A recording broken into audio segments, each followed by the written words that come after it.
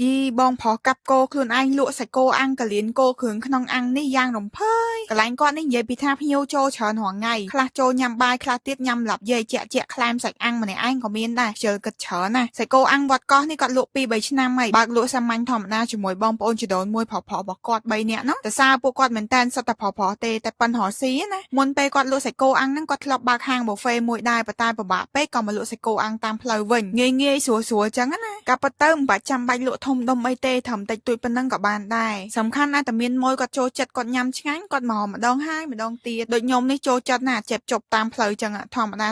ស្រួលចាំហ្មងណាតែតអញ្ចឹងក្នុងមួយថ្ងៃគាត់លក់អស់15ទៅ20គីឡូសម្រាប់តម្លៃវិញចាប់ពី15000ឡើងទៅនិយាយទៅសមរម្យដូចតែគេដូចតែឯងហ្នឹងមានសាច់គោអាំងកលៀនគោអាំងពោះគោងាវកែបខ្យងព្រួយត្រីកសោមដោះបេះដូងស្មៅដូចអត់មានចឹងណាប៉ុណ្ណឹងណាមីស្នេហ៍គ្រឿងក្នុងគោគាត់វិញតំណងមែនតើហើយអត់មានធំក្លិនគោអីទេគាត់លាងយ៉ាងស្អាតណាគាត់ស្ងោរហើយបានគាត់យកទៅអាំងតាមក្រោយនិយាយពីអាំងមកហុយផ្សែងឈ្ងុយញ៉ាំផ្ទាប់ជាមួយនឹងបន្លែតកួនតយងចេកនេះបូកនឹងទឹកប្រហុកគាត់ទៀតលាយជាមួយនឹងគល់លខៃម្ទេសហិលច្បាច់ក្រូចឆ្មាទៀតណែអូយឆ្ងាញ់ស្លាប់តើងបងប្អូននៅម្ដុំវត្តកោះអីនៅប្រកាសជាស្គាល់ហើយកន្លែងគាត់នេះគាត់លក់ទល់មុខស្លាមតីវត្តកោះហើយសម្រាប់អ្នកដែលកំងនៅចិត្តហ្នឹងគាត់ដឹកឲ្យប៉ុន្តែបើនៅឆ្ងាយគាត់មានទេហើយបញ្ជាក់ទៀតថាគាត់អត់មានដាក់តាម app អីទេអញ្ចឹងសម្រាប់ព័ត៌មានលម្អិតក៏ដូចជាទីតាំងរបស់គាត់បន្ថែមទៀតបងប្អូនអាចចូលទៅមើលនៅក្នុង comment បានវីដេអូហ្នឹងមានតែប៉ុណ្្នឹងទេអរគុណបងប្អូនទាំងគ្នាសម្រាប់ការតាមដានវីដេអូមួយនេះរហូតដល់ចប់ណាកុំភ្លេចជួយ like share ហើយនិង follow ឲ្យ admin ម្នាក់មួយផងណា